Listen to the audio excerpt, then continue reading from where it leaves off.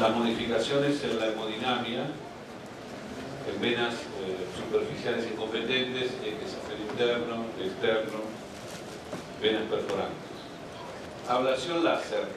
La ablación láser ya se ha constituido como el método terapéutico de elección cuando nos referimos a la patología venosa superficial puesta en evidencia por la clínica y el ecodoppler color.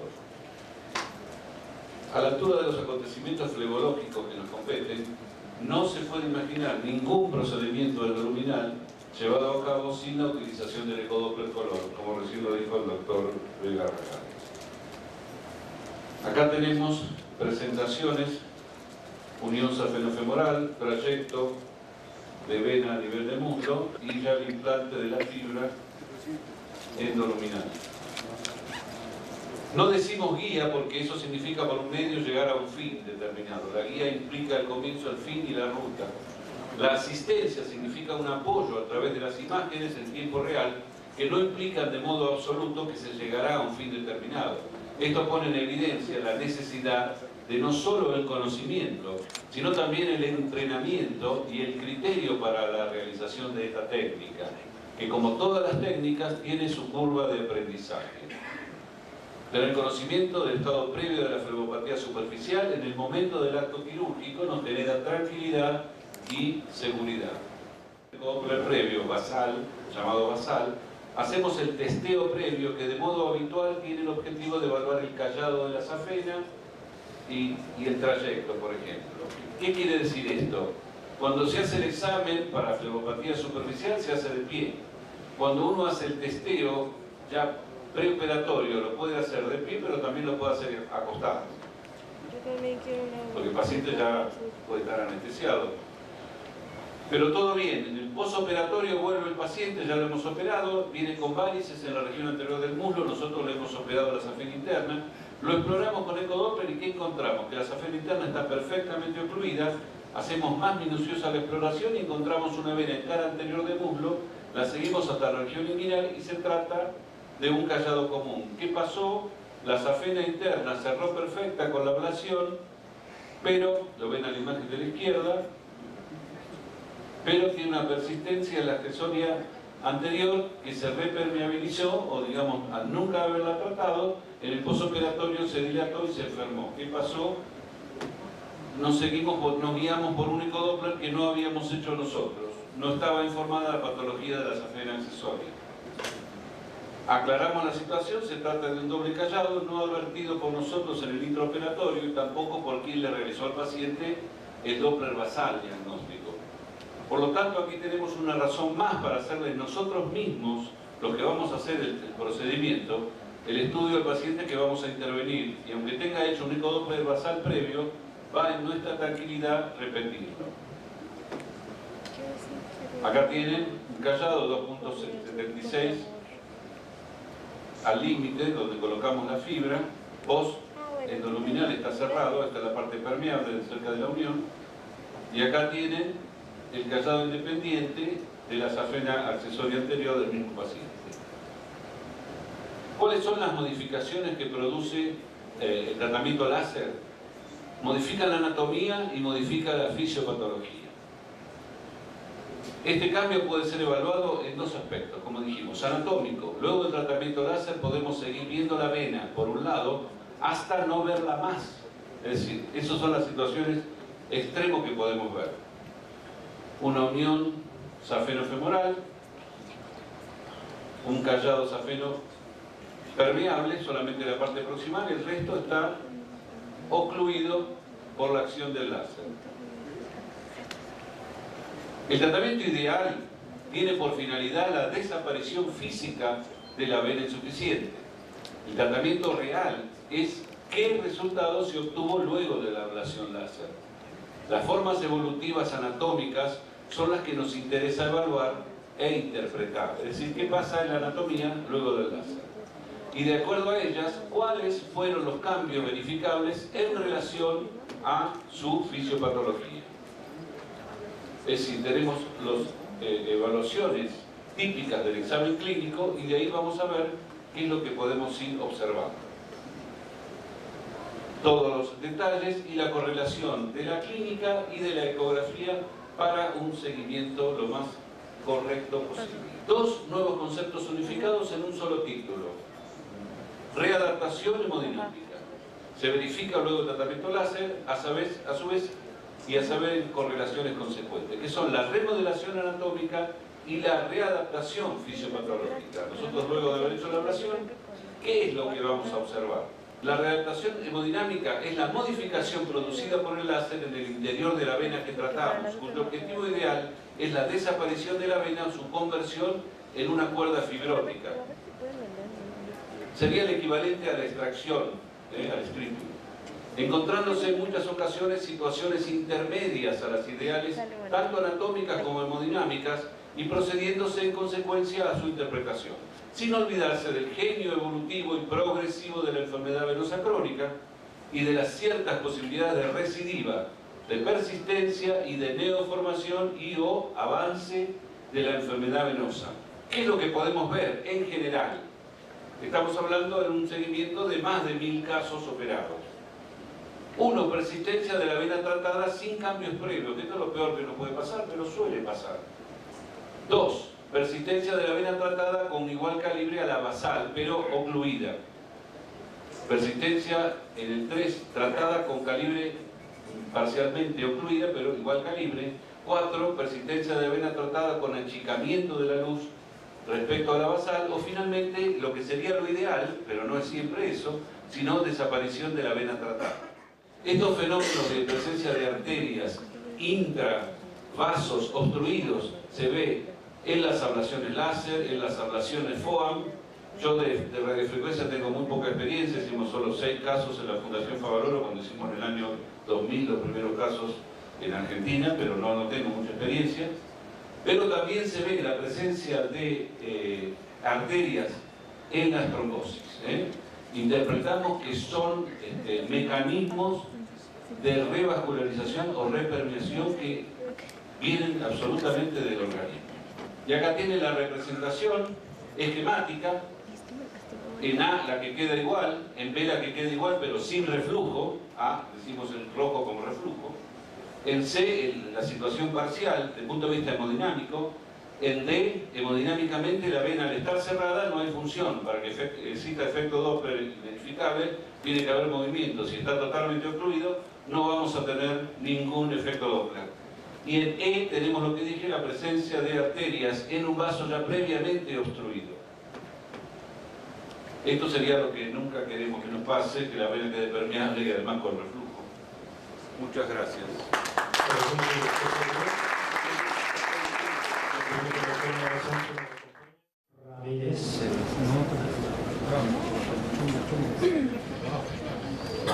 Ok, al presidente de la mesa, el doctor Chunga, al vicepresidente David Bolaños, al secretario de mesa Orlando Lira y al moderador Juan Chunga Prieto. Por primera vez compartiendo mesa en la historia de la flebología padre e hijo. Así es que un aplauso para ellos.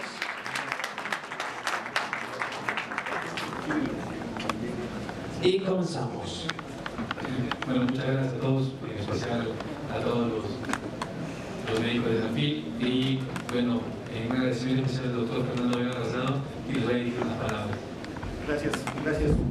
Bueno, primero quiero agradecer mucho a nuestros amigos que están aquí, Juan, padre e hijo, porque quiero decirles que Juan es de los que ha estado, como lo dije ayer, desde el primer congreso, y Juan Junior debutó en el ámbito internacional en nuestro congreso de Acapulco, en aquellos bellos años. Entonces, es para mí un honor que estén aquí, compartiendo en esta ocasión como presidente de mesa, y pues es algo que para nosotros es muy motivante. Solamente me resta, antes de empezar los trabajos, agradecer la presencia de todos ustedes, ya que el piloteo de anoche estuvo muy bueno, los mariachis estuvieron geniales, y eso es lo que buscamos, la unión de la familia teológica latinoamericana. Gracias, Juan.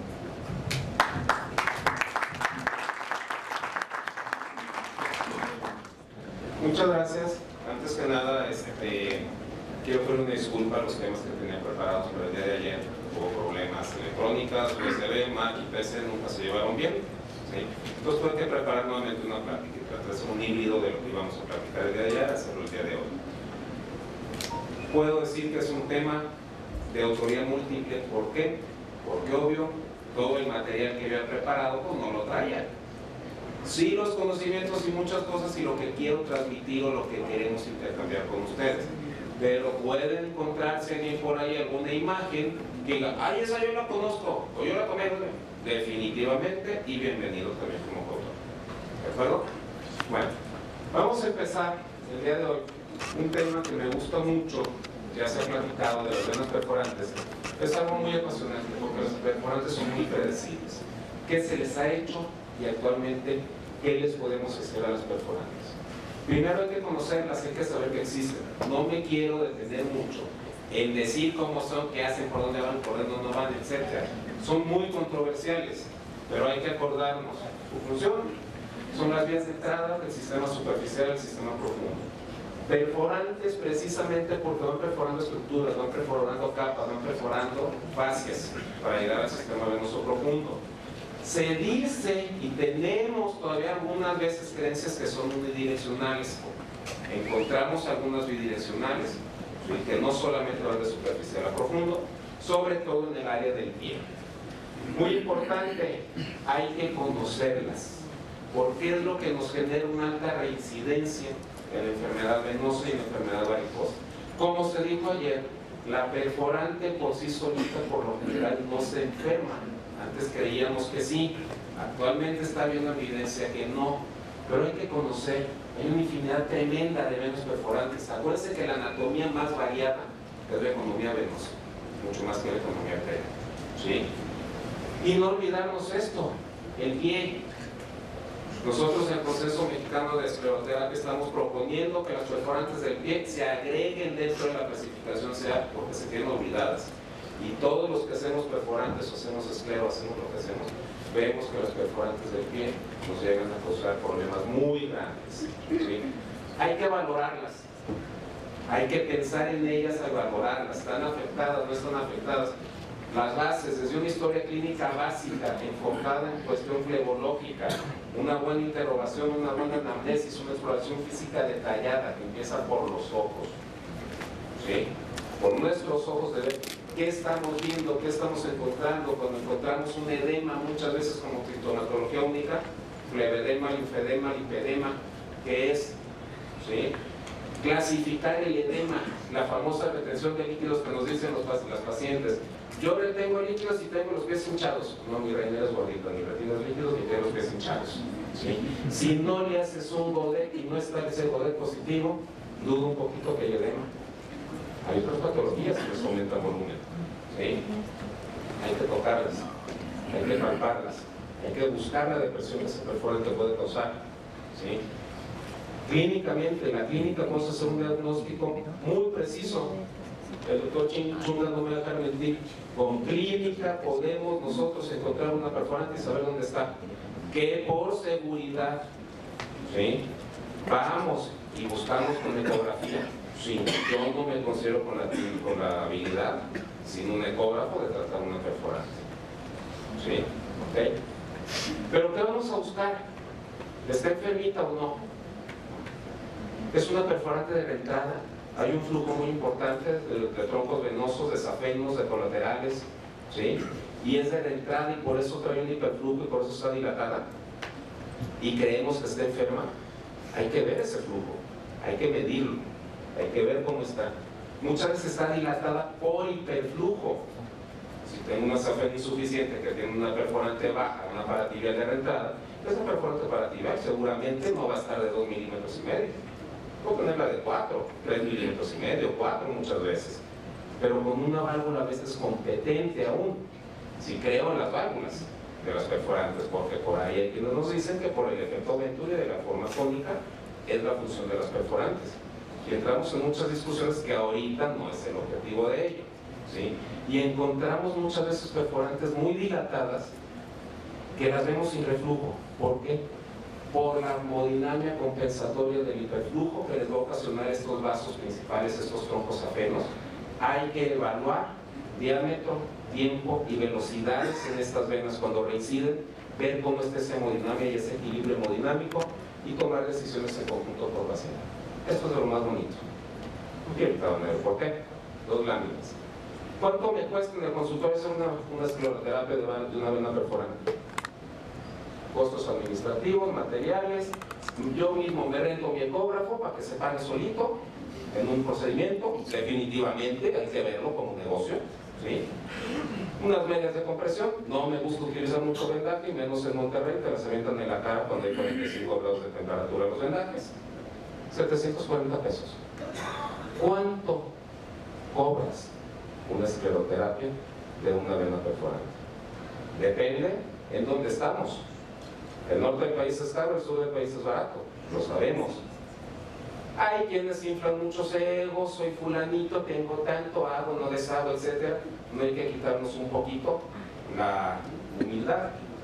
Una sesión de esclero entre 500 a 2.500 pesos, una esclero cobiada, desde 4.000 hasta 20.000 pesos las están cobrando. Para lo que tú te cuesta hacerlo, ¿cuánto ganaste? Por eso dijimos, es una alternativa que puede ser económica a tu paciente. Seamos un poquito sociales, ¿sí? Si yo a mi paciente le doy una esclero cobiada de 1.000 pesos porque no te lo puede pagar, te lo van a decir y no vas a pagar, ¿sí? Y si no, puras milagrosas, a veces todavía funciona. Ya supimos qué hacer.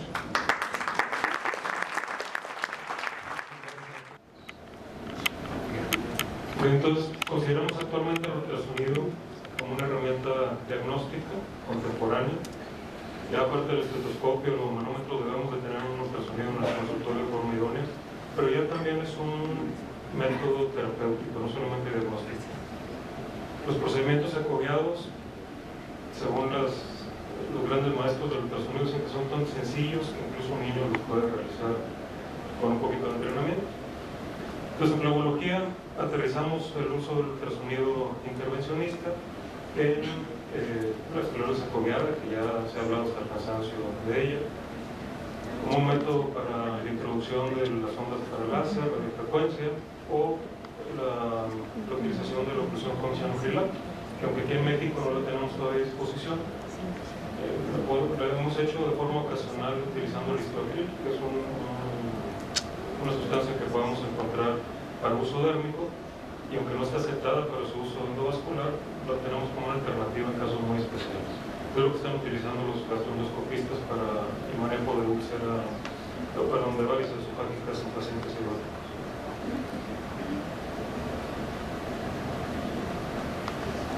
Cuando uno de mis compañeros vio que estaba haciendo esta plática, me dijo: ¿cuál estás fumando? ¿Qué es lo que vas a hablar aparte de los usos del ultrasonido en flebología?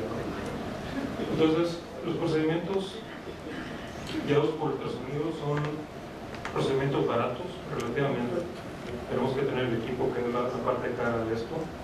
Baratos, son disponibles siempre y cuando tengamos un equipo de ultrasonido, que tengamos una visibilidad óptima al introducirla en nuestra imagen, que sea apta para todo tipo de tejidos, que genere una escasa cantidad de artefactos, que no produzca una sombra acústica significativa, que tenga un contraste elevado al compararla o al contrastarla con los otros tejidos, que sea resistente y que tenga varios calibres de forma ideal para poderla manejar en diferentes zonas.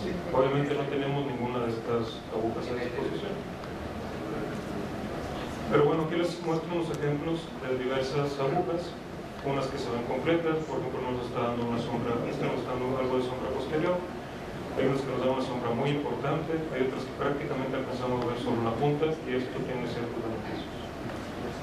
Las agujas modernas tienen grabados la parte de la punta, que es lo que permite la difracción del ultrasonido y ver esa imagen tan bonita donde la estamos introduciendo. Agujas corrugadas con puntas anguladas.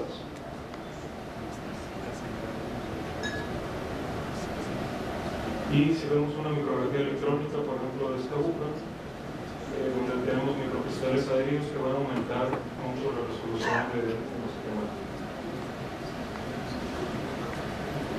una ocasión tuve una paciente con alergia muy marcada a los esclerosantes, la P2 y no tenía muchas alternativas para hacer una ligadura en una perforante que requería. Entonces me puse a investigar un poquito otras alternativas, no había muchos recursos como para hacer un procedimiento endoscópico, y me encontré por ahí este artículo que habla de una ligadura realmente marcada por ultrasonido. Entonces me pareció interesante. Esto me llevó a un segundo artículo de revisión que me salió más recientemente en el 2014, y presentaban incluso imágenes muy bonitas de cómo se marcaba realmente el sitio de la perforante. La técnica consiste en marcar la perforante, hacer 4 punciones en los 4 ejes de la zona de la perforante, y después, por medio de una hoja curva, una estructura absorbible, rodear el vaso perforante y al final hacer la careta, es una careta, pero al final hacer el nudo y apretarlo, ¿no? Entonces, me parece una técnica relativamente simple, muy práctica. Estos son los resultados que se presentan en ese artículo. Es buena. Entonces, empecé a jugar con una aguja de Beres. La aguja de Beres con la que usamos para hacer un hemoperitoneo en las cirugías laparoscópicas. Y guiando la entrada de la aguja por ultrasonido, me metía por un lado de la perforante, se por el otro, forzando un poquito para poder pasarlo por la boca fascia. Luego de regreso metía por ahí el hilo, lo sacaba de regreso por el otro lado y volvía a apretar. Pero mágicamente tampoco me funcionó así. Entonces, pues casi me quería dar por vencido. Usé otras técnicas. Este es un trocar, por ejemplo, para las agujas de troco que usamos para las biopsias de mama. Los resultados fueron muy similares. Y un día se me ocurre hacer al final, que es mucho más barato que todo lo demás, el nudo GA. Y entonces la cosa era cómo deslizar ese nudo a la parte interna sin hacer un orificio más grande.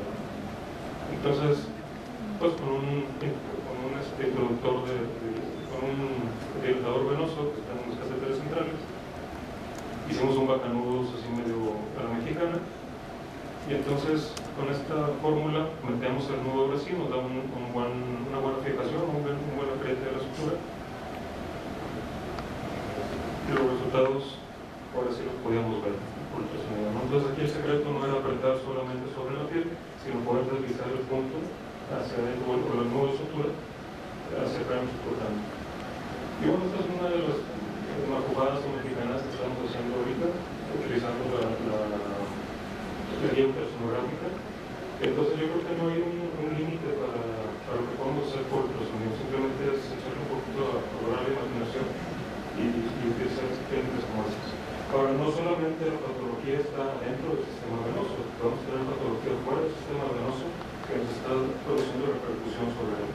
Y aquí también el ultrasonido lleva un papel importante, porque si yo voy a hacer un ultrasonido venoso, no puedo quedarme con la idea de que solamente voy a revisar los trayectos venosos o largo-venosos. Tengo que irme un poquito más allá y revisar que si tengo un edema bilateral no vaya a tener una tumoración pélvica o cosas que extrínsecamente vayan a comprometer mi sistema venoso. Entonces, por ejemplo, un quiste de Baker puede ser funcionado por vía ultrasonográfica y esclerosado también. Por ejemplo, esta paciente que venía con edema, ella tiene enfermedad venosa en ambos miembros pélvicos, pero el edema estaba muy marcado sobre uno de ellos. 2 minutos, doctor. Y, por ejemplo, ella tenía un endometrioma gigante a nivel pélvico, una paciente ya multioperada, una pelvis que el ginecólogo ni de chiste quería reintervenir. Tenía un quiste tan grande, más o menos calculado en 150 cc, que nos producía compresión, si se fijan, incluso el desplazamiento del riñón del lado derecho y compresión sobre el sistema cavo inferior. Entonces, esta paciente la tenemos ahorita en tratamiento con un análogo de la somatostatina y está en espera también para hacer una función fogueada y tratar de esclerosar estos quistes, o en algún momento hacer un procedimiento híbrido de una laparoscopía con una punción. Todos estos procedimientos debemos de tener, como quiera sobre todo la gente que estamos aquí en México, la idea muy clara de que no podemos salirnos de protocolo ni podemos salirnos de norma. Todo esto está normado, debemos de seguir la legislatura que tenemos vigente, Por eso les pongo por ahí las normas vigentes para esto, tanto en el manejo de expediente clínico para los procedimientos informados como para lo que podemos hacer. Es una frase de uno de mis maestros de ultrasonido. Y pues invitados a Monterrey si alguna vez quieren vuelto por ahí. Gracias.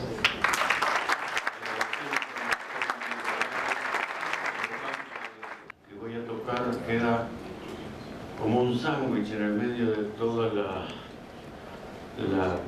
procedimientos invasivos endovasculares. Y esto va a ser en 10 minutos lo que me tomó 50 minutos el año pasado en el Congreso Argentino de Flebología para desarrollar. Bueno, un reconocimiento a uno de los pioneros de la cirugía venosa superficial, que empieza su tratamiento quirúrgico racional con estas dos personas que ustedes ven acá, teniendo en cuenta de que en esa época se tenía como un dogma el origen en la unión safeno-femoral del reflujo a dicha vena. Luego nosotros comenzamos en el año 79 y luego presentado en el Congreso de Flebología en Paraná, Argentina, lo que es la cirugía conservadora de la vena safena interna. Luego hubo varios procedimientos, varios trabajos con respecto a esto. Tienen muchos trabajos de investigación previos y Pitaluga ha sido uno de los que más ha insistido en la conservación de la safena, insuficiencia venosa, que es que la insuficiencia asciende en forma de periferia al centro a través de los afluentes de la safena hasta llegar a la unión safeno-femoral. Esto puede ser aplicado en los estadios primarios de la insuficiencia venosa, pero no en los últimos estadios, en los más desarrollados. La decisión de preservar o no la safena la tiene el cirujano quien va a tratar al paciente y se elige en los estados no avanzados de esta cirugía, en los que hemodinámicamente se encuentra una válvula ostial continente y una pre-ostial incontinente, y que esa patología, que ese paciente no tenga síntomas. Y fíjense, ellos trataban esa vena, esa perforante, perdón, y obtenían una esclerosis de esa vena. Fíjense cómo en aquella época demostraban esto por flebografías ascendentes. Luego vino la espuma de la mano de García,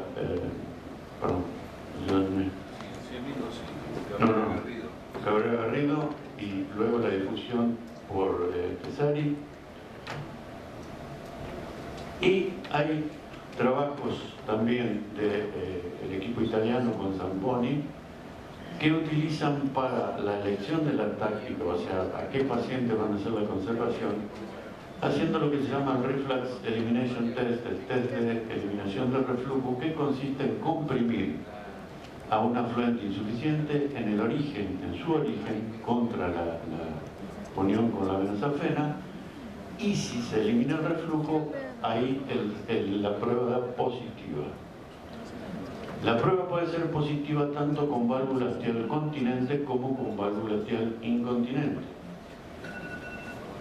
Esta es la casuística que tuvieron ellos, un 58.3% con la prueba positiva, y estudian el funcionamiento valvular para las venas, para la válvula terminal o preterminal, estudian la insuficiencia de ese segmento mediante distintas maniobras y el tipo de reflujo, que puede ser total o laminal. Y al segmentario se estudia su extensión y duración y el volumen de reflujo. Todo esto para ver en qué casos se puede conservar la vena safena. Hoy tenemos muchos métodos los han visto todos esta mañana, tuvimos y ahora en la tarde. Tenemos todo este abanico de posibilidades para tratar la vena safena incompetente. Hay que elegirlo, hay que saber cuál uno tiene la mayor seguridad que va a poder tratar bien esa patología. Lo que yo no estoy de acuerdo es con lo que se planteó esta mañana de que, ayer, en la sesión de ayer, en de que la cirugía de la vena safena tiene que ser desterrada, enterrada en el arsenal terapéutico de esta vena. Podemos elegir entre todos. ¿Cuándo? ¿Cómo? Según la fisiopatología. El resultado lo traeremos con el tiempo. Gracias.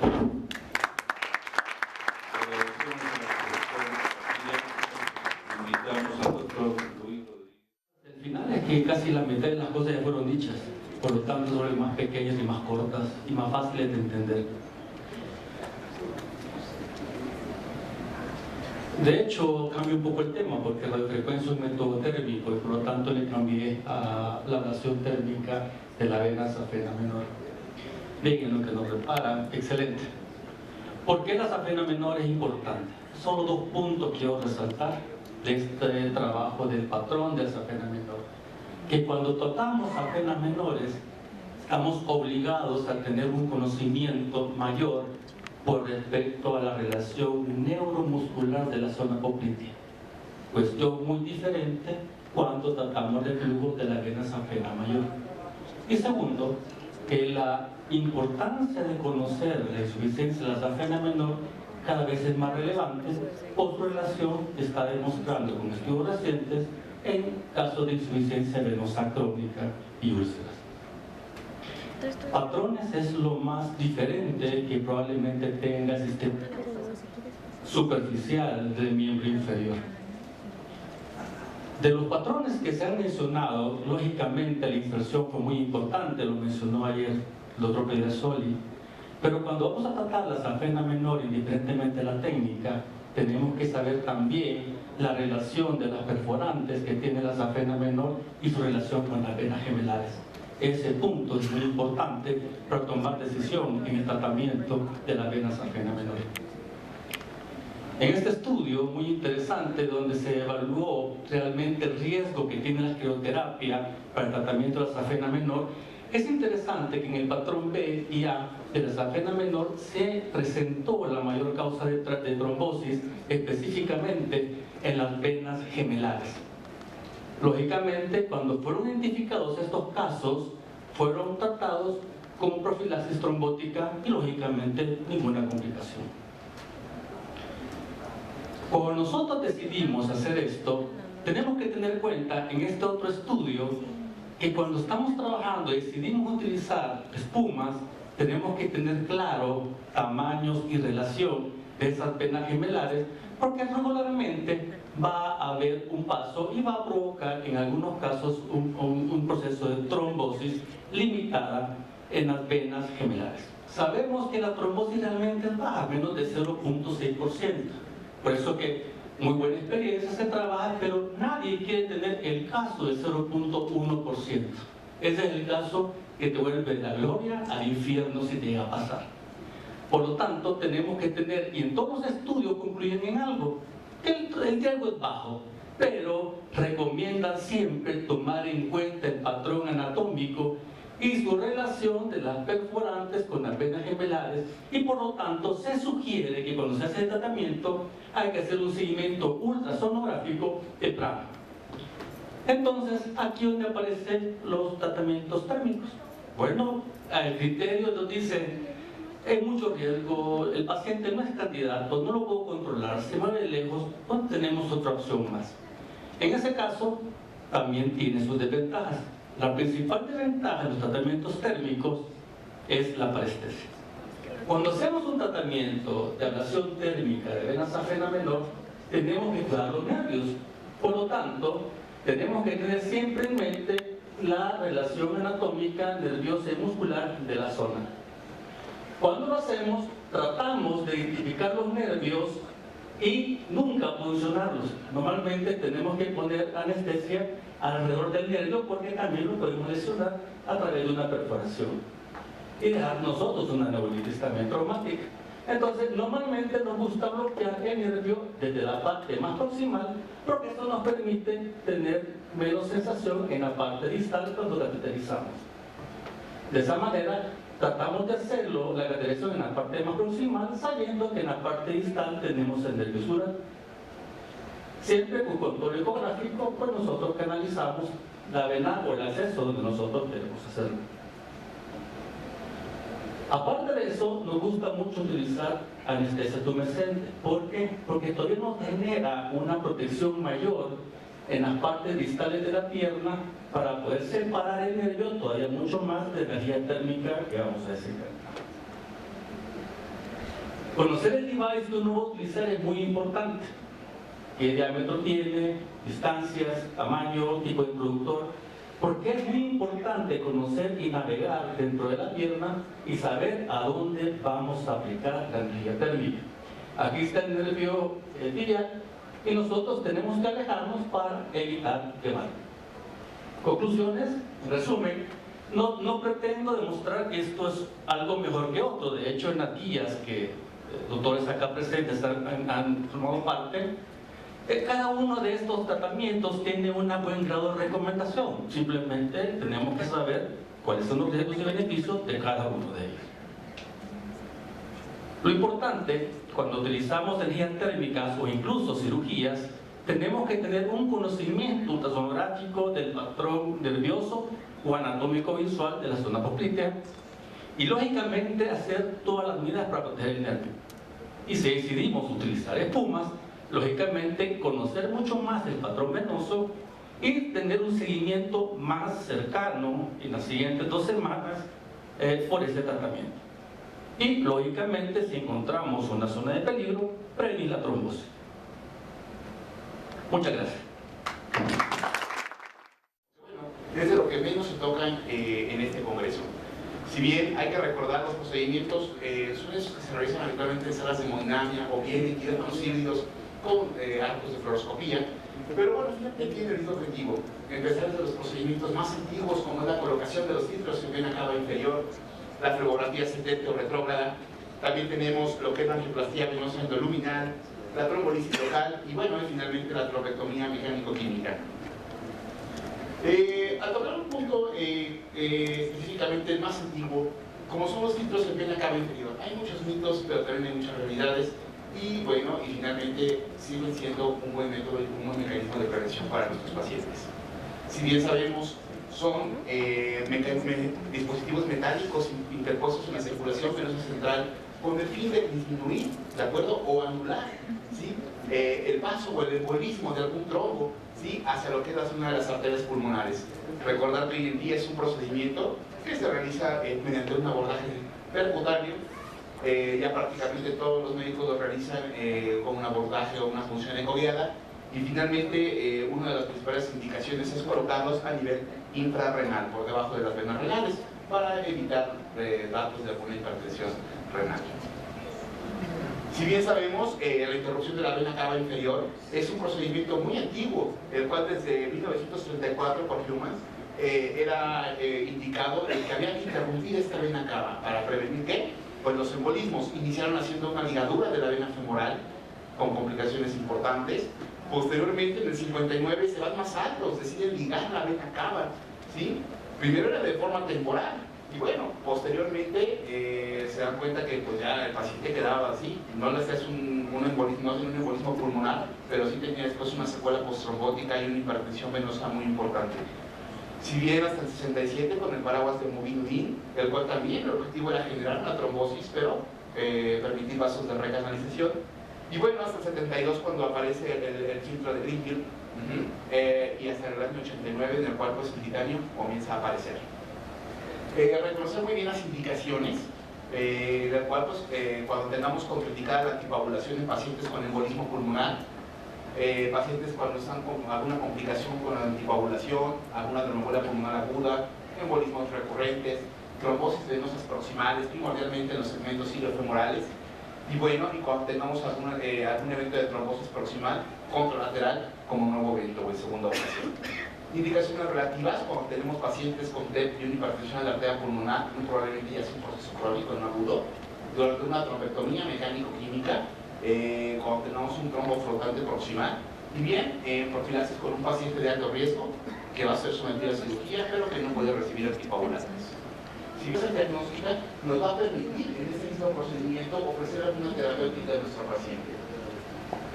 En el caso de las trombosis venosas, pues finalmente, sea cual sea el mecanismo de tratamiento, decidimos que preservar la función venosa a nivel valvular y algo muy importante, preservar este flujo sanguíneo, disminuyendo lo que es la hipertensión venosa y algún evento de trombótico recurrente. Dentro de los procedimientos que tenemos aquí, pues sería la trombectomía mecánico-clínica. Siempre muy importante, todos los procedimientos pues siempre van a ir asociados a algún tratamiento anticoagulante a la baja. En el síndrome postrombótico también es de mucha utilidad de estos tipos de procedimientos. ¿Por qué? Porque finalmente, como sabemos, vamos a encontrar reflujo o podemos encontrar obstrucción, o lo más común, ambos mecanismos en el síndrome postrombótico. Y que finalmente, pues esta secuela se va a caracterizar por mantener una estenosis venosa, un trombo residual, y que finalmente nos va a estar haciendo una restricción o bien una obstrucción completa hacia el flujo venoso. Y bueno, en estos casos, pues va a ser muy importante, puede servir lo que es la flebografía diagnóstica y posteriormente terapéutica, o por ejemplo la paciente alguna angioplastía venosa endoluminal. ¿Sí? Esto puede ser, vamos, tanto en la fase aguda, cuando tenemos un paciente y no tuvimos un buen resultado con la trombectomía inicial, o bien en el síndrome postrombótico, en el cual pues, se podría hacer alguna angioplastía con valor y posteriormente colocar una prótesis como un stent endovenoso. Finalmente, pues el objetivo del stent, cuando tenemos un trombo residual, ¿verdad? O parte agudo, es que las paredes del stent se vayan finalmente aplicando hacia el trombo y finalmente hacia la zona del endotelio para favorecer la reabsorción. Claro, esto siempre asociado y acompañando de un tratamiento anticoagulante. Y bueno, si finalmente donde está teniendo mucho énfasis todo lo que es esta terapia endovascular es en las enfermedades pélvicas, ¿verdad? Como sabemos, el síndrome de pélvica, ¿sí? Lo que es el síndrome de cascanueces, Bennett-Raker, o bien el síndrome de Mike-Dorner. Si bien sabemos que este síndrome de congestión pélvica está caracterizado por un flujo venoso retrógrado a nivel de las venas pélvicas dilatadas y tortuosas, lo cual van a generar incompetencia valvular o obstrucción a nivel de las venas ováricas. Esto también viene asociado con una conexión directa de las venas arcuatas hacia el miometrio, y este es el clásico paciente que tiene un dolor pélvico crónico asociado con varices pélvicas. Y bueno, para eso nos sirve, ¿verdad? Una flebografía, pues no hay más duda, ¿verdad? Tenemos un útero completamente vascularizado tipo venoso.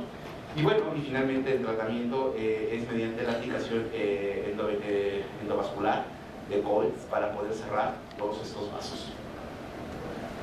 Otro caso, como el síndrome de cascanueces, en el cual tenemos una compresión de la vena renal izquierda, del tipo 1, cuando se comprime entre la arteria mesentérica superior y la aorta, el tipo 2 entre la columna vertebral y la aorta, y el tipo 3 cuando tenemos alguna variante o duplicidad, y que finalmente va a estar generando un proceso obstructivo, incrementando un gradiente de presión mayor a 3 milímetros de mercurio. Y bueno, aquí tendríamos los ejemplos clásicos, ¿no? Como la vena renal izquierda está exactamente atrapada entre la aorta y la mesentérica superior. Y bueno, y en el caso del hombre, pues eso es asociado de un varicocele.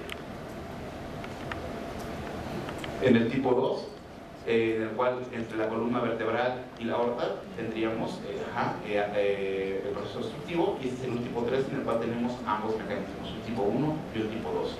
Finalmente todos estos se resuelven mediante una angioplastía, ¿sí?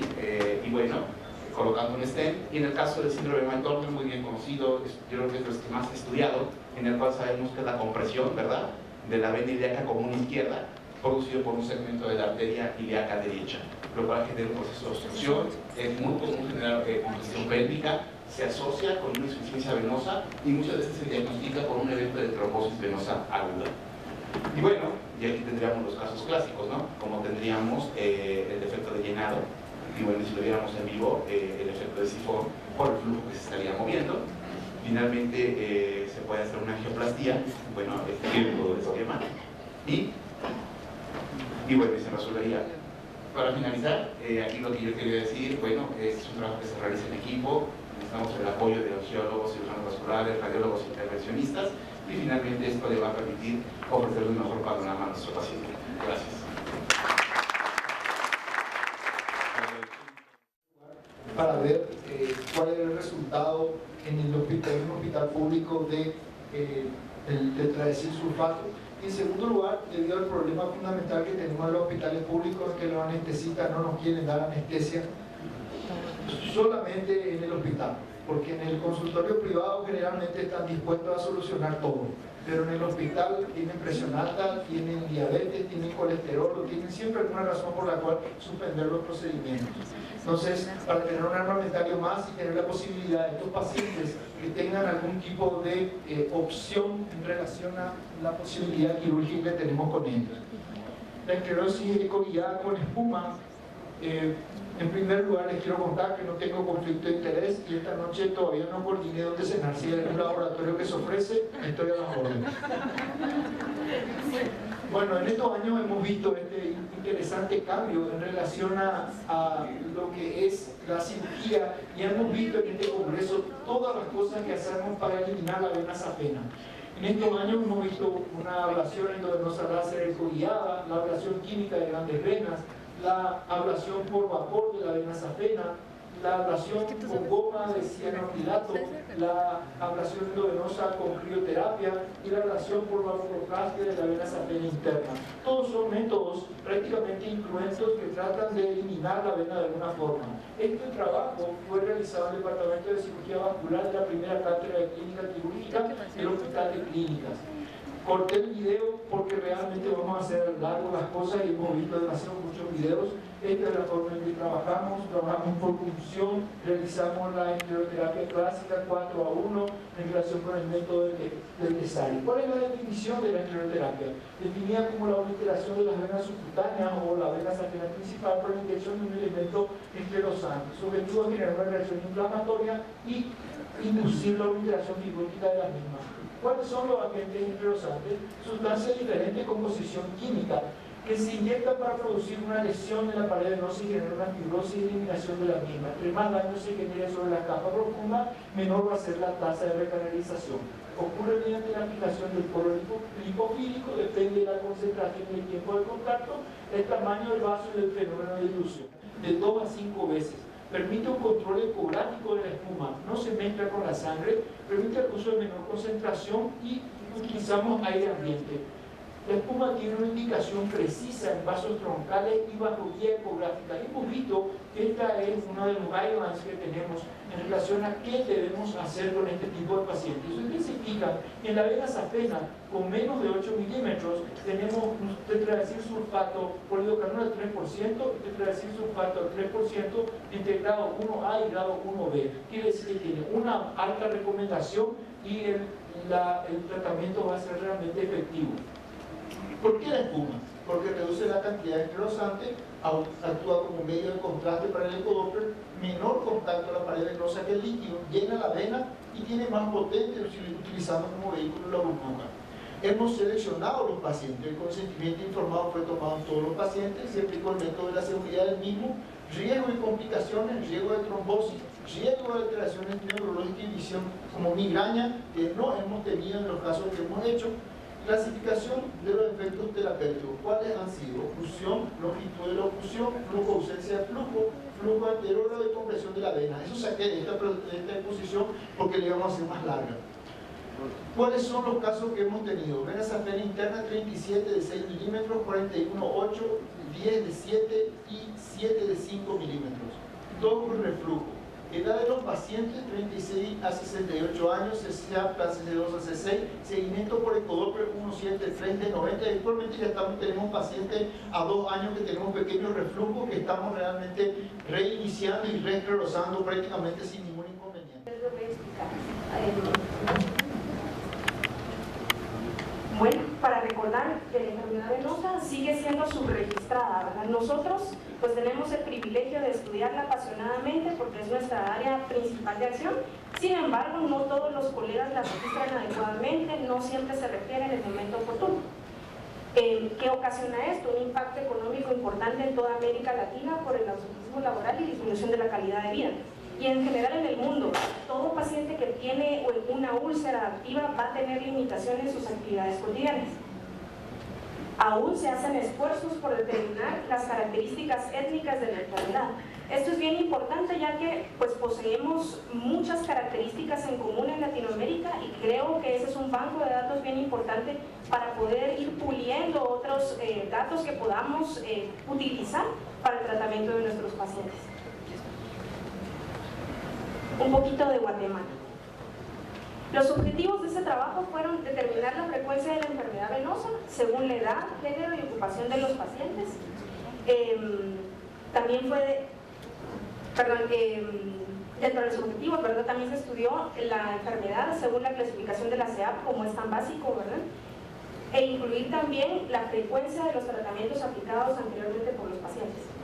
El estudio fue de tipo descriptivo, se utilizó únicamente en los pacientes asistentes a esa clínica durante los meses de mayo a agosto del 2015.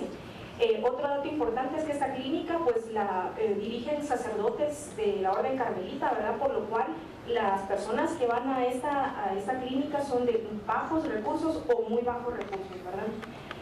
Vemos que en todas las poblaciones tenemos características similares, como por ejemplo el rango de la edad en el cual se presentan comúnmente los pacientes. En mi estudio, que fueron 41 pacientes, también se encontró dentro del rango de los 50 años de edad. Siempre pues, se registra más pacientes de sexo femenino que de sexo masculino, ¿verdad? Otra cuestión importante. En cuanto al índice de masa corporal, que se ha encontrado en varios trabajos libres, ¿verdad? El sobrepeso es un dato bien importante para la frecuencia y prevalencia de la enfermedad venosa.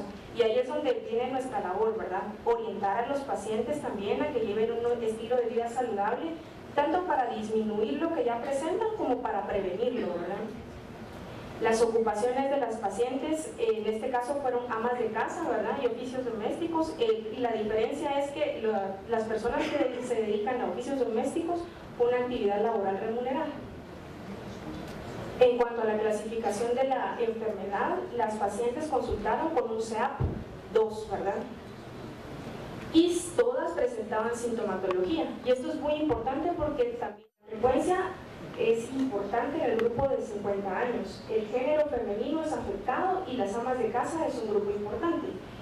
A pesar de que es un estudio pequeño porque fueron 41 casos, sí me parece pues, muy importante que entre otros colegas se vaya reuniendo todo este tipo de información, incluso de las características étnicas, ¿verdad? Puesto que esto también, a mayor cantidad de datos, pues podemos encontrar una base muy rica para ir uniendo y correlacionando todo este tipo de cuestiones que nos pueden no solamente afinar diagnósticos, sino también tratamiento. Lo que hablábamos del índice de masa corporal, que es arriba de 25, predispone mucho al aparecimiento de la enfermedad venosa, y que las pacientes ya consultan cuando es evidente la molestia, ¿verdad? En este estudio también se encontró que 29 de las pacientes no tenían información adecuada, ¿verdad? Antes de iniciar el tratamiento de la enfermedad. Y en el caso de este trabajo libre, pues yo no conté con el ecodoppler tanto personal como referir a las pacientes por la cuestión económica. Entonces, sabiendo de que también vamos a tener cierto tipo de población que no puede pagar el estudio, contamos con la clínica, ¿verdad? Entonces también no perder la parte social. Si uno como médico no tiene el equipo en el momento, puede referirlo a un colega que lo pueda hacer en un costo social, ¿verdad? O bien mandarlo a otro tipo de unidad, o uno si ya puede tener el equipo, pues entonces tener en cuenta de que no solo va a tener pacientes de alto y mediano recursos, sino que también existen pacientes de bajo recurso que se pueden beneficiar y verlo como lo que somos, ¿verdad? También como una labor social, ¿verdad? Afortunadamente, pues seguimos contando con la clínica, que es nuestro pilar. Y muchísimas gracias por su atención. Tenemos 40, 42 millones de habitantes, pero de 40 a 42 millones de habitantes, menos del 10% tiene un seguro laboral. Estamos hablando hablando del seguro laboral. ¿Y por qué? Porque siempre en un grupo de trabajo tiene que haber alguien que maneje esto. Yo además soy auditor médico, soy perito médico laboral, entonces por unos minutos le voy a dar un enfoque de la enfermedad varicosa o la insuficiencia venosa desde el punto de vista como una enfermedad laboral. Hace 4 años la ley 24557 de nuestro país legisló que tanto las hernias, las eventraciones, las lumbalgias como también las varices dejaban de ser una enfermedad preexistente para ser una enfermedad profesional. Eso trajo una importante cantidad de juicios en nuestro país y una cantidad de litigios. Entonces fuimos junto al doctor Segura a asesorar a la UAR es la Unión Argentina de RT, para ver cómo manejábamos esto. Y esta es nuestra experiencia. Nosotros tenemos entre junio del 2014 y diciembre del 2015, vimos 23 pacientes, 3 femeninos, 30 masculinos, 25 y 71 años de edad, una edad promedio de 52 años de edad. Ahí ven las RT o, digamos, seguros laborales que nosotros manejábamos. 4 pacientes tenían ya safenectomías previas, 2 linfangitis, un varicocele, 1 con un accidente de trabajo previo, 1 obeso, 1 con antecedente de una PVP, una tromboflebitis. Por otro lado, en medicina laboral es muy importante saber qué ocupación en particular tenía cada uno de ellos. Y podemos ver que era un cocinero, 24 operarios, un docente, un vigilador, 2 costureras, un peor, un mozo, un pastelero, un partero. Ahora bien, ¿cuándo es importante desde el punto de vista de la pericia médico-laboral la enfermedad venosa? Básicamente lo que se llama el efecto de la carga. El efecto de la carga vale decir, como en este trabajo veíamos, 29, casi 30 pacientes cargaban peso y 4 no cargaban pesos en su actividad laboral. Con antecedentes de hipertensión, trombosis, tromboflebitis, diabetes, linfangitis y pacientes y un obeso. El 100%, 23 pacientes con edemas, calambres, pesadez y dolores en miembros inferiores. Cuando nosotros empezamos a clasificar por el CEAP cada uno de esos pacientes de nuestras casuísticas, el tema es que la mayoría estaba en un CEAP grado 3, vale decir 17 casos de los 33 presentados. Básicamente, en estos casos, 11 pacientes tenían un estudio normal.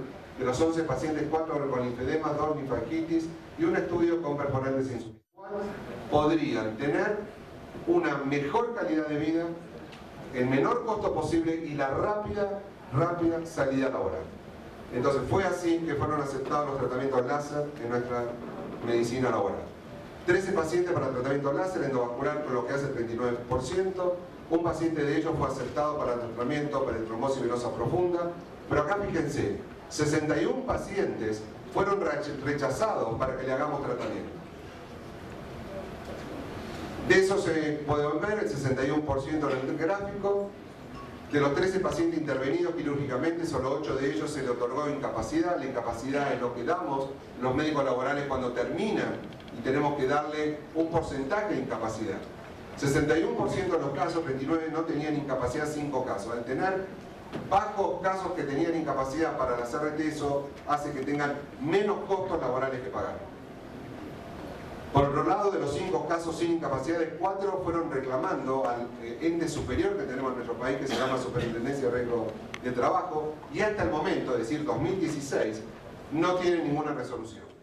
Tengo la suerte que hoy estamos escuchando muchos de ellos, pero algunos tenemos la posibilidad de tener guías que nos guían sobre nuestra profesión.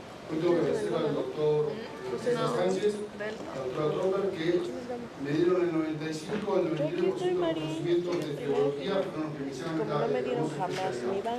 Vamos a tratar de mostrarles hoy simplemente lo que hacemos todos los días en el consultorio, no dar una charla científica de congreso, sino explicar o que ustedes vean lo que todos los días, paciente a paciente, realizamos en nuestros consultorios. Vamos a iniciar con otras 2 partes, una parte que va a ser cómo tratamos brevemente los grandes vasos, y yo soy una persona que vengo de la cirugía, arranqué con cirugía general, inicié toda mi tarde con principalmente las microcirugías, la flexiectomía ambulatoria, y después incursionamos en el año 2002 con el método de Tesari, y en el 2005 ya escribimos un libro sobre la técnica de tratamiento de grandes vasos con el Bueno, vamos a ver un poquito de la historia, pero el tema de escleroterapia tiene muchísimos años, el tema de escleroterapia con tiene muchísimos años, todo lo podemos buscar en los libros, así que simplemente para tener un recordatorio que no es un tratamiento nuevo, es un tratamiento probado y eficaz.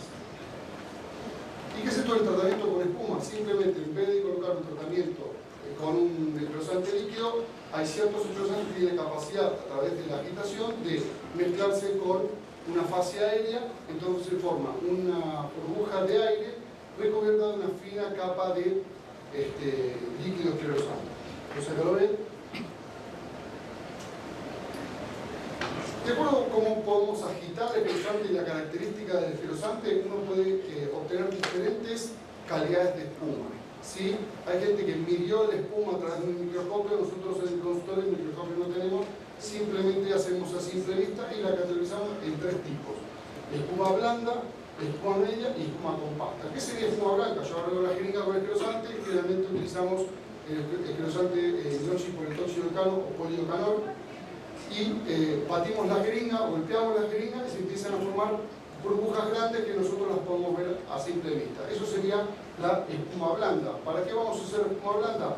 Para pequeñas telangiectasias. Muchos flebólogos utilizan para las telangiectasias solamente esclerosante líquido. En la escuela de donde yo provengo en Argentina, que fue la Fundación Flebólogos Argentina, siempre hacemos los esclerosantes con este tipo de esclerosante, que es la espuma blanda.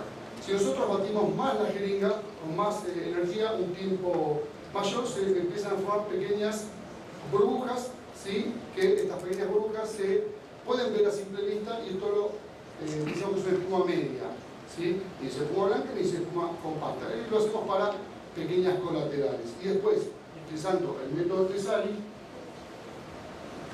¿sí? Que es el traspaso de una jeringa a la otra, ¿sí?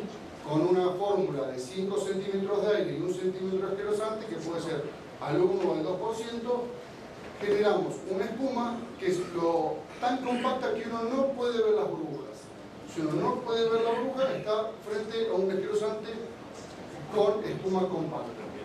Igual hay muchas clasificaciones, cada autor le da diferentes nombres a la espuma. A mí me enseñaron que la escleroterapia tiene 3 actos, como una obra de teatro: tiene un comienzo, un medio y un final. Y a veces los fracasos de esta técnica vienen porque no se siguen los pasos. ¿Cuál sería el comienzo de la técnica de esclerosis? Y bueno, antes de la inyección esclerosante, todos somos médicos, un buen examen clínico, un buen examen fibrobiológico, y a partir de eso, con los conocimientos que uno trae, la táctica y la estrategia de cada sesión. ¿Qué vamos a hacer durante la sesión esclerosante? ¿Cómo vamos a abordar la varice? ¿Qué aguja vamos a utilizar? Y después de la inyección esclerosante, todos sabemos que hay pasos y vamos a ver venda elástica. Cuando después de unos días se nos aparece el paciente en el consultorio y tiene formado un trombo, ¿qué vamos a hacer? ¿Cómo vamos a ver la evolución de ese trombo? Del éxito de una sesión esclerosante depende de que uno realice bien estos 3 actos. Entonces, examen semiológico, forma de tratamiento, vamos a usar simple, acelerado, determinación del punto de partida. Hay gente que dice que hay que tratar las insuficiencias de abajo para arriba, otros autores de arriba para abajo, ¿sí? Generalmente cuando uno trata derrame solamente puede ser de manera indiferente, ¿sí? ¿Qué posición el paciente? Hay gente que ha separado. Hoy la mayoría de los flebólogos hacemos el paciente en decúbito o acostado. El único posición, a veces cuando tenés varices en la cara anterior de la tibia, podés hacerlo un paciente sentado para que puedas poder inyectar esa pequeña varice. El aprender a palpar, el aprender a mirar, es mucho más importante palpar un paciente que nos venga con un informe de Doppler. Usamos siempre un catéter 25G, una vez que sabemos que estamos dentro de la vena, y comenzamos a la colocación de la espuma compacta. ¿Qué pasa cuando entra la espuma y por qué la diferencia? La espuma lo que hace es actúa en bloque y hace que se desplace toda la columna de sangre. Entonces hay un perfecto contacto del esclerosante con la pared de la vena. Una vez que terminamos de hacer las aplicaciones, el paciente se queda en reposo. Ayer hablamos un poco si ve que está el paciente en reposo o no. Nosotros lo dejamos en reposo 5 o 10 minutos. Fíjense que el paciente está con el miembro elevado. Eso, nosotros hablamos de algo de ciudad, lo que hace es disminuir el pasaje del esclerosante al sistema nervioso profundo. Vamos a pasar a la próxima diapositiva. El tiempo, y vamos a ver unos casos de señor Till y después, perdón. Acá vemos un caso tratado con tratamiento anticongelante, 5 centímetros de espuma. Otro caso, esta paciente es una paciente que yo le había hecho un poquito de cirugía, después me vuelve, se dan entre 5 a 10 aplicaciones, después ponemos una venta elástica.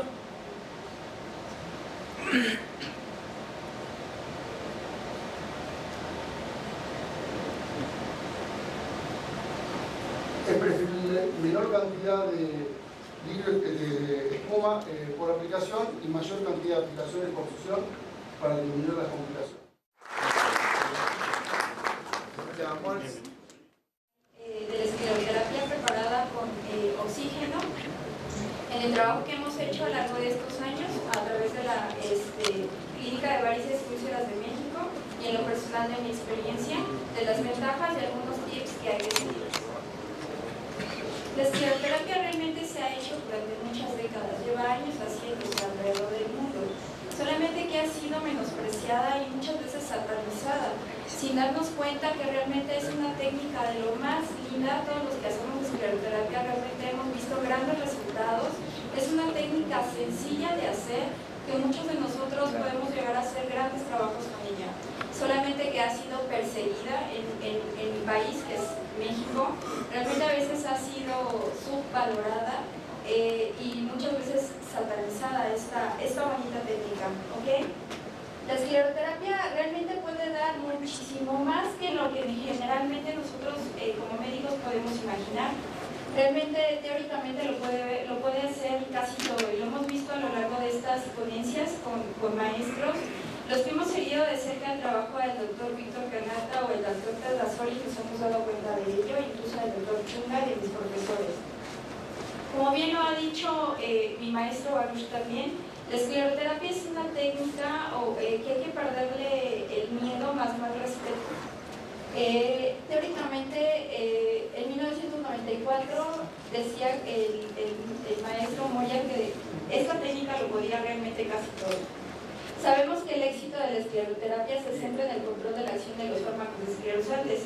Muchas veces o antes se hacía la escleroterapia a través de líquido, y actualmente vemos que el FUAM podemos hacer bastantes cosas buenas. Las características fisicoquímicas de la espuma van a variar considerablemente.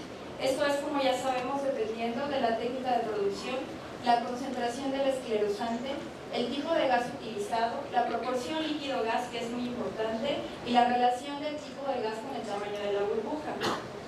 De igual manera va a variar su seguridad y la utilidad terapéutica.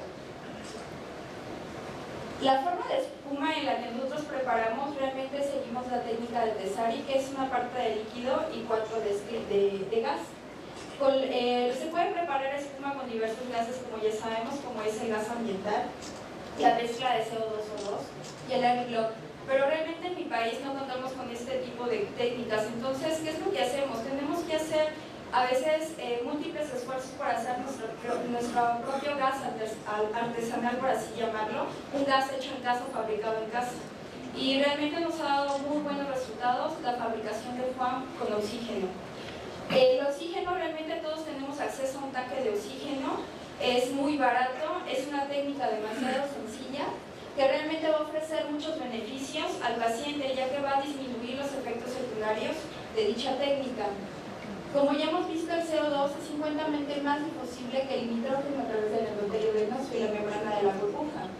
El uso de CO2 va a propiciar mayor difusión en la sangre, mientras que el oxígeno va a ser menos soluble, pero va a ser muchísimo más soluble que el nitrógeno que se encuentra realmente en el gas ambiental, y nos va a reducir los efectos secundarios que el nitrógeno da. Esta es una foto del doctor Hugo Baruch, en donde realmente se muestra el diámetro de las burbujas. De este lado, recordemos que si las burbujas son pequeñas, van a tener una baja concentración de aire, pero una alta concentración o cantidad de droga. Mientras cuando las burbujas son grandes, va a ser al revés, vamos a tener una alta concentración de gas, pero una baja cantidad de droga. Y eso va a pasar cuando nosotros hacemos el FUAM con oxígeno. Las burbujas van a ser poliédricas, van a ser más estables, y la duración del FUAM como tal va a tener una mayor durabilidad. La escleroterapia con espuma espuma realizada con oxígeno, para nosotros hemos visto que realmente es una buena opción que va a permitir, como ya les había dicho, la disminución de los efectos neurológicos, puesto que el gas, las burbujas con oxígeno van a permitir que difunda completamente hacia el cerebro sin ocasionar anoxia en ellos. De los 700 pacientes que hemos estudiado, realmente esperamos que seguimos estudiando todavía a los pacientes, seguimos haciendo esto. Yo les invito realmente que el que tenga ganas de hacerlo lo puede hacer y van a ver que realmente no van a tener efectos secundarios. De los 700 pacientes que hemos estudiado, solamente 2 han presentado efectos secundarios mínimos como mareo o cefalea. El nitrógeno, al hacer el FUAM con aire ambiente, vamos a ver que no va a ser un gas fisiológico, por lo tanto va a crear una zona de anoxia cerebral y nos va a producir todos los síntomas neurológicos que hemos visto también en estudios científicos. Mientras que el FUAM preparado con oxígeno va a permitir usar cualquier calibre de vena. De hecho, lo he hecho también con telangiectasias, reduciendo la reacción del polidocanol en el medio gaseoso y el contacto con el endotelio. Asimismo, va a permitir reducir la cantidad de droga administrada. No obstante, en todos los pacientes se ha hecho trombectomía por punción, incluso en muchos de ellos, hasta en un 60% se ha tenido que hacer doble sesión. Otros tips que les puedo dar es que cuando uno empieza a hacer escleroterapia, a veces quiere rellenar todas las venas, y realmente no es así.